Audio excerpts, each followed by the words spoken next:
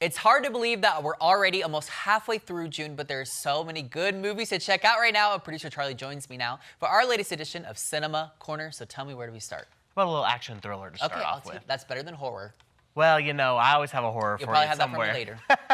Okay, so first up we have Ballerina. Okay. This is the newest installment in the John Wick franchise. Okay. So this follows an assassin who's trained in the traditions of the Roma organization, who sets out to seek revenge after her father's death. So taking on the lead is our Ballerina. We have Ana de Armas. Oh. Love her. I love her too. She's great. Can't wait to see where her career goes in the future, just because I feel like she's very promising. Yeah. So, but alongside Anna, we have our returning John Wick characters. We have Angelique Houston, Lance Reddick, Ian McShane, and of course, you can't have the John Wick franchise without Keanu Reeves. Absolutely. So, this is the 5th film in the John Wick franchise. There's also a show on Peacock called The Continental as well. Okay. So if you're wondering where this falls at in the timeline, this kind of falls between 3 and 4. All right. So, you know, if you haven't seen the final one, that's okay, because it takes place before then. This is actually Lance Reddick's last role before his unexpected death. So I was very surprised to see him, because I would have thought this was filmed a little bit more recently than that point. But it was good to see him a little bit in there. Yeah. So this film was written by Shay Hatton. And so it's very interesting to see how that all worked out for everything, because Lionsgate actually acquired the script from him in 2017. And then he rewrote the script to fit into the John Wick franchise, because originally it wasn't. And then with the concepts of Ballerina, he wrote it into the 3rd film of John Wick. So originally it wasn't even in John Wick 3. Yeah. And so in John Wick 3, there is a scene that you see in Ballerina, but in the John Wick 3 movie, there's a different actress, because obviously they hadn't cast, and that film hadn't been created yet. Right. So, I mean, not like that really hurts the film or anything like that. But it's interesting to see how they went back and interlaced that in there. I will say it feels a bit slow in the beginning, but you're getting all that building of Eve's story and to begin with. But then, you know, you get to the end. The last half hour is really where it's at. But my thing here, the John Wick movies are good. But with each one, just like Mission Impossible, they get longer. Yeah. And the action sequence get more crazy and long, unnecessarily long. For Ballerina, I felt like the action sequence weren't that so long and unnecessary. But that's just my preference. Yeah. You know, everybody has a different take on action. Sure. I don't need, like I said with Mission Impossible, I don't need those long 10-minute action sequences. But this one I felt like did a good balance of that. Yeah.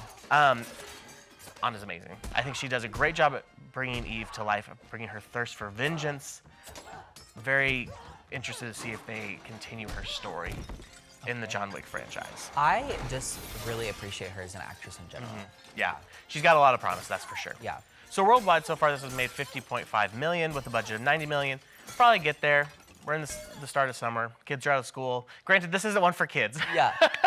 But this isn't one for kids. But you know, if you're a fan of John Wick, you'll like Ballerina. It fits right in there. Maybe the kids are going to summer camp and you have a second to go and watch it. Little date night, little Ballerina date night. Yeah. So moving on, we have. Okay, so this is considered horror survival horror, but it's not horror in that sense. They just make up genres at this point. I mean, everything's made up. Let's be honest. Well. So, in my opinion, for this, I wouldn't call it. It is horror, but it's more realistic rather than like a supernatural entity or, you know, a slasher film. This is, you know, a little bit more realism into it. So this follows a savvy and free-spirited surfer. Oh, in case I didn't tell you what it's called Dangerous Animals. So it follows a savvy and free-spirited surfer when she is abducted by a shark-obsessed serial killer and held captive on his boat. Oh. So this stars Hassie Harrison, Jay Courtney, and Josh Houston. It's directed by Sean Byrne, and this is actually his first project in a decade. Oh, wow. His last project was in 2015. He was ready for a comeback, I guess. He was, and you know what? I think a great comeback. Yeah. I went into this blind, and I will say it again, I'm pretty sure I've said it before. Going in blind is a lot more enjoyable than having seen the trailer 500 times. Yeah. Because at least then you don't have, I've said it before, the trailers spoil too much. Yeah. So going in blind, I feel like I really enjoyed this film a lot more than if I would have seen the trailer. It's very good. It's beautifully shot. It will keep you on the edge of your seat. Really? I was on the edge of my seat the whole time. I was kind of squirming in my seat at different points in time, which, you know, really feels like it's a good movie then at that point. Amazing performances all around. I would definitely would love to see more of Hassie Harrison in the future. I thought she was great in her role. Jay's performance as our villain, top notch. Okay. You know how people in watching Game of Thrones hated the little king guy? I cannot think of what his name is off the top of my head. Joffrey. Everybody hated Joffrey. The same kind of way with this one. He really gets it where you hate that character and just really brings him to life crazily. So this is actually a co-production between the U.S. and Australia as well. Okay, interesting. So worldwide, it's only made 1.6 million, but it's kind of a smaller film, I would say. You know, hasn't been advertised as much. Not sure what the budget was, but it's a good one. Yeah, so that sounds good. What else definitely you got? not for the kids though either. So moving on, we have The Life of Chuck. Okay. So this is an R-rated sci-fi drama of the life. It's a life-affirming and genre-bending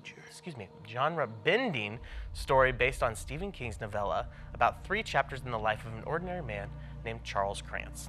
So this stars Tom Hiddleston, Oh, interesting. Chiwetel Ejiofor, Karen Gillan, Mark Hamill, Mia Sara, and honestly so many more. Matthew Lillard's in there too. A lot of people, big names with small roles too. So crazily, Mia Sara actually retired back in 2013 from acting. But after watching 2021's Midnight Mass, she told director Mike Flanagan that she would return for this for him. And Mike Flanagan, if you didn't know, is the creator of the Midnight Mass show. Yeah.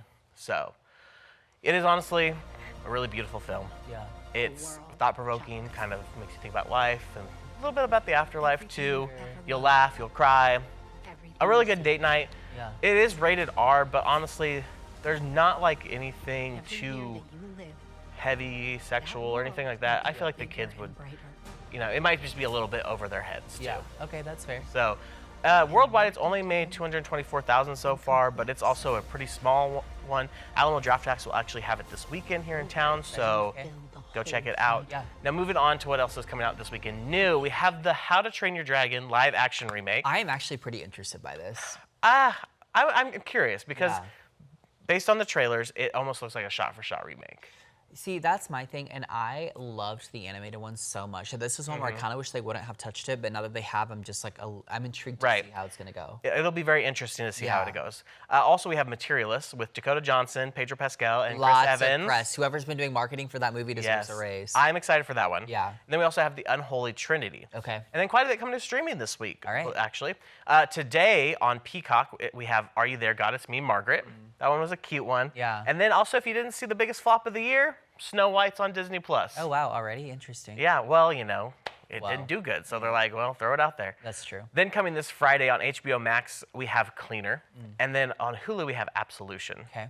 Then this upcoming Monday, we have Love Me with Kristen Stewart on Paramount Plus. So many good ones. Okay, I love that. All right, well, you heard it from him. He's got lots of great ideas for you to go and check out. So check out streaming, check out the theaters. Let us know what you think, and we'll be right back.